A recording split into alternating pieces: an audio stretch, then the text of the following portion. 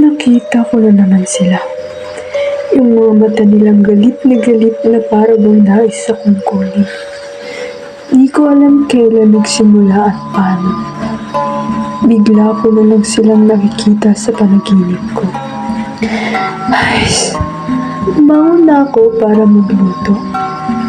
Papasok na ako sa trabaho nang may nasulyapan akong babaeng nakatingin sa akin sa di kalayuan.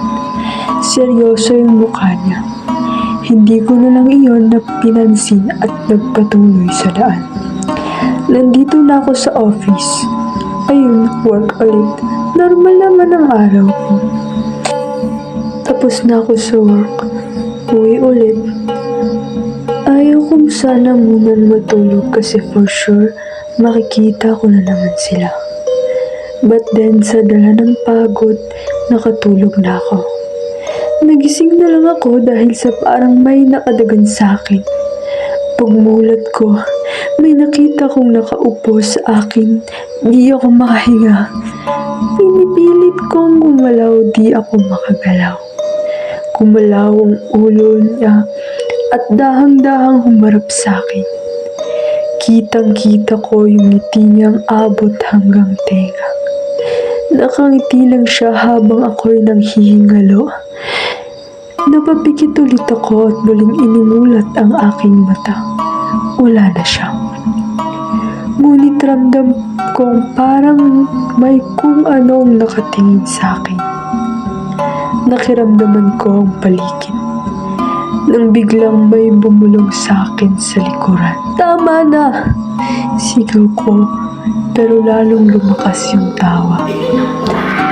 Di ko alam anong gagawin ko. Di ako makagalaw. Para akong naistatwa sa pagkakahiga. Tumigil na naman ito. Ngunit biglang nag-open yung pinto ko at biglang may gumapang papalapit sa akin at ako'y sinakal. Di na ko makahinga kaya hinayaan ko na lang. Hanggang wala na akong makita. Doc, she's awake. Sabi ng nurse habang pinuproseso ko pa kung anong nangyari. Nakita ko si Mama sa tabi ko. Ma, anong nangyari? Doon ko naalala na naaksidente ako habang pauwi galing trabaho. Naulan ako ng preno. Ang masama, may nakabangga ako. Ang balita sa akin ni Mama, wala na raw yung mga nakabangga ko. Pamilya daw sila, walang isa nakaligtas.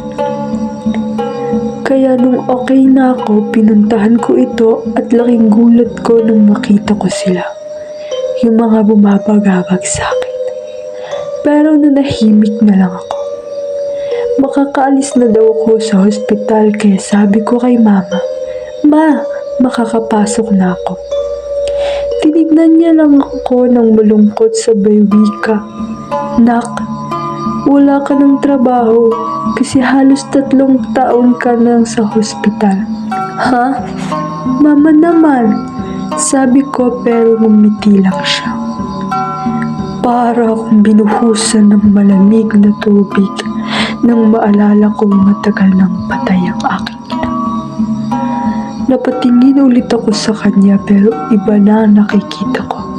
Isang babaeng nakangiti.